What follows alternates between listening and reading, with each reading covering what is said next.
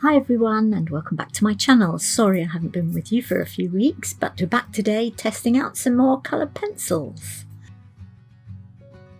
And these pencils are from Faber Castell and they are from the Classic Colour Pencils range, which is a student quality range of pencils. And my tin has 36 different pencils within it. And as you can see, there's quite a nice good range of colours. These pencils I've had for quite some time, so you'll notice that some of them are a bit short because they've been sharpened over. This is the range of pencils that I tend to recommend for my students, and when I was giving courses in Bahrain I used to give each student a tin of these pencils. Now they do come in more sizes. This one is in a paper carton and it's 48 coloured pencils. I wasn't so keen on the paper carton. In fact, I bought this one time when I couldn't get the tins of pencils for my students. And although there's 48, I wasn't totally convinced that they were 48 different colours. That sometimes some of the colours were repeated, but I might be wrong. But again, nice pencils, difficult in the box to see what you've got underneath. I've never actually used this box. It's got a bit dog-eared just because it's been in my drawer. Now when I used to buy these tins of pencils, they were about 2.5 BD, which is about £5. That was many years ago. I looked up on Amazon and you can get a tin of 36 pencils now for around £20+. So they are still a very reasonably priced pencil set. This is a chart of all the colours in my 36 pencil tin. So this is the range of colours that you can get. This is a drawing that I did with this actual set of pencils. I used to set up a still life scene for my students and then I would draw along with it and I would complete mine after they'd gone home. I would also take pictures from each student's point of view so that they could take the photograph home with them and complete their drawing as well. This actual picture was used also in a cookbook. And when I left Bahrain, I actually sold the painting. So it ended up being quite a multifunctional drawing. So a much simpler composition today of an orange, an apple and a strawberry. So this is what I'm going to draw. I'm just using a sketch pad which has got cartridge paper in it. Now for the outline of the pencil drawing, I am using coloured pencils to do the outline, not graphite, because I do find that if I use graphite it will smudge into the picture when I am colouring in with the coloured pencils and give it a grey tone. So I always tend to use the coloured pencils themselves to do the outline, and I choose a pencil that's similar to the background colour that I'm going to colour in each individual thing. And you can still erase coloured pencil just as easily as you can graphite, so there's no worry about using it. And if you use a colour that is similar to the object that you're colouring in, then it doesn't show in the end anyway.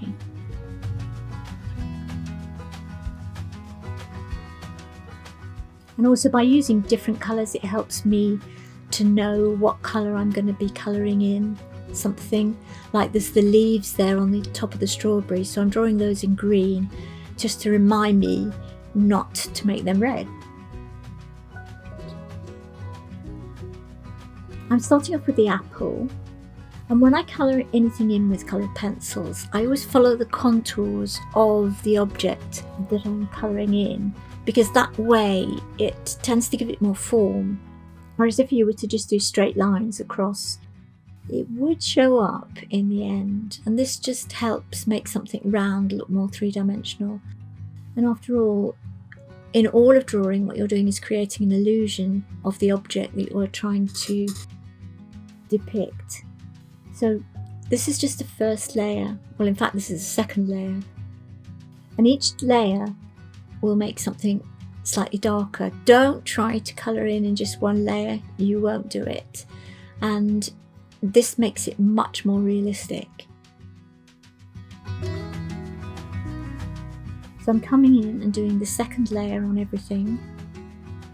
And then I will go back and do more of the apple.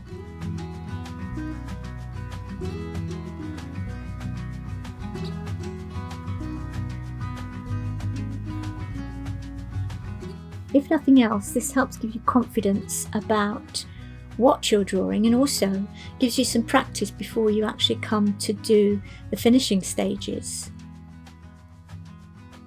And each time you put your pencil to paper, you are learning, building your drawing muscle. And that's still true. That will always be true.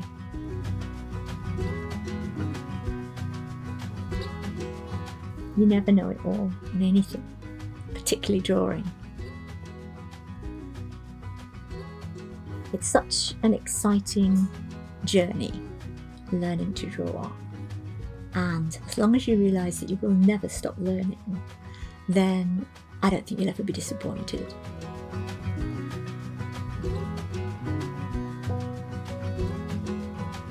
One thing I used to tell my students was if they dated their work, their sketches, then they could look back in maybe a couple of years' time and say, gosh, I've really improved since then. Or not, of course. But no, if they've carried on drawing every day, then you will improve. It's just like everything. If you practice, you'll improve. Don't expect to be perfect the first time you put pencil to paper. Another thing that I found, that students who were maybe more tentative, more shy of drawing, would draw something very small at the bottom corner of their paper. And particularly in school, I found this as well with senior pupils. Pupils who didn't feel they were that good at art would draw something small. Whereas people who felt they knew what they were doing would draw large objects. Now, as you can see, I have come in and just done a first layer of green in those leaves, just to remind me that they're there. And I'm adding more red. Apples are a great thing to draw because you often get a red apple, but it's got some green in it as well. So it's really nice to have several different colours in the one thing. The important bit to get right is the stalk. And you want that indentation where the stalk comes out of the apple. And if you can get that, that gives it much more form. And it's often green or brown where the indentation is.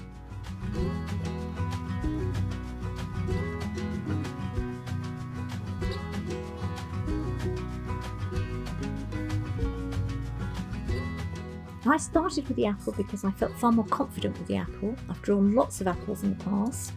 I actually suddenly realised when I started doing the strawberry and the orange that I haven't drawn a whole orange. I've drawn a half orange, but I've never drawn a whole orange. And I haven't drawn a strawberry before, which is quite peculiar.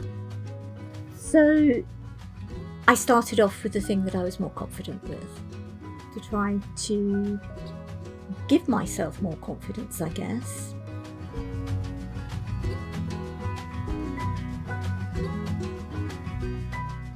So maybe good to start with something that you know you can draw, you know you've drawn in the past successfully.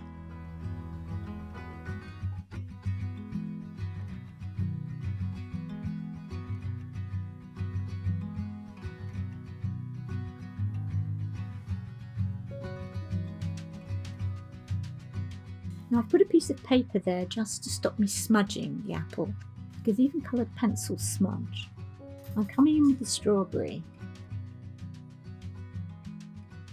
which is a brighter red obviously than the apple, and a pinky red. But it does have some green in it as well at the top.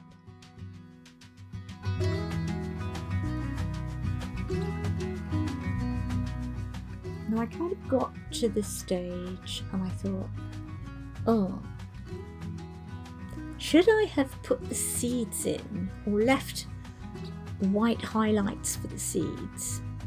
Well, it was too late then, and it looked just like one solid mass flat, so I wasn't too happy at this stage. I thought, well, never mind, I've drawn the apple reasonably, so at least I can demonstrate that.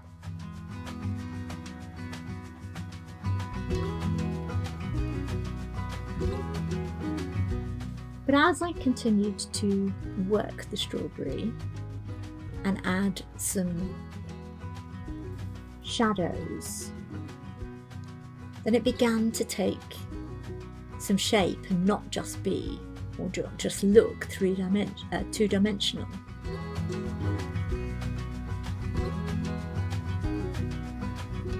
And then I thought, I'll use a gel pen, a white gel pen, to add the highlights. And that seemed to work. So then I thought, well, I'll carry on, and I'll actually use the gel pen plus a dark crayon to make seeds. And then I can go over the white gel pen with something dark later.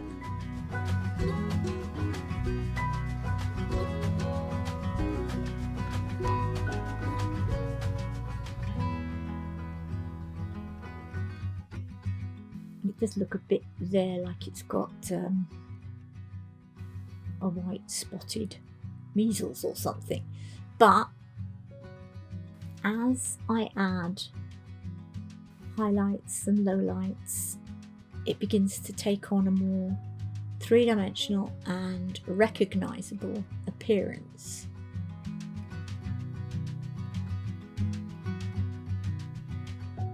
I really do feel that the gel pen was the thing that made it happen. Of course, if I had left the white highlights, that would have probably been even better, but I forgot.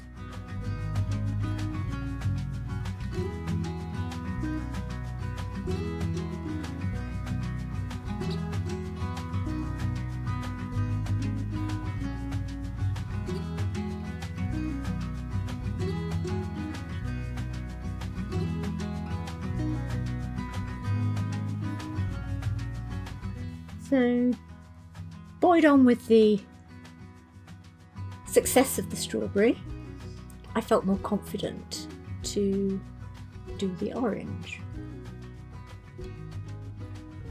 Again, with the next coat, I will be following the contours of the orange, just like in the apple and the strawberry. Very important. And the oranges have an indentation at the top with then some kind of like the spokes of a wheel going out from that top where the stalk was.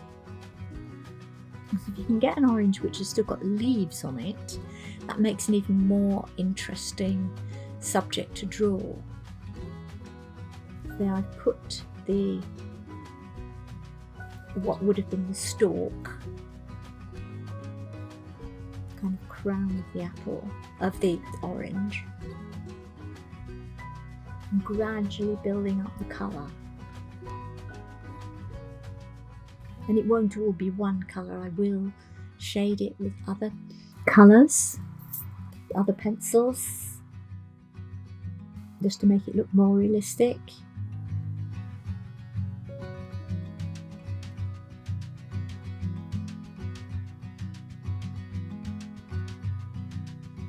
So always look at your highlights and try to leave at least, if not leaving white paper, then at least leave it so it's slightly paler in your highlights.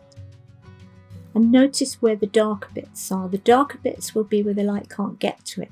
So the kind of the shadow from the apple and from the strawberry, and they will also not just give a shadow, a dark shadow, but they will also give some colour of their own, will be reflected in the object. And the darkest bit is always where the object is anchored to the ground. So that's where your darkest shadow will be. And always put some shadow, if not, then your objects will just be flying off in space. It's really important to anchor them with some shadows. And when you're setting out a composition, look at your lighting and decide where you want the lighting to come from. And that will be the area that will show the highlights. So you can move your lighting around if you've got a spotlight or something, or you can move your objects around. But always think about that. And like normally I have 2 lights on my desk, which makes it very difficult to have a good highlights. So I have turned one out for this composition. And as you notice, I use the white gel pen again to make the kind of pause on the orange. So in the end, although I was more concerned about doing the orange and the strawberry, I prefer them to the apple. Thanks very much for watching, and I hope you'll come back again to my channel. See you soon. Take care, stay safe, stay well. Bye!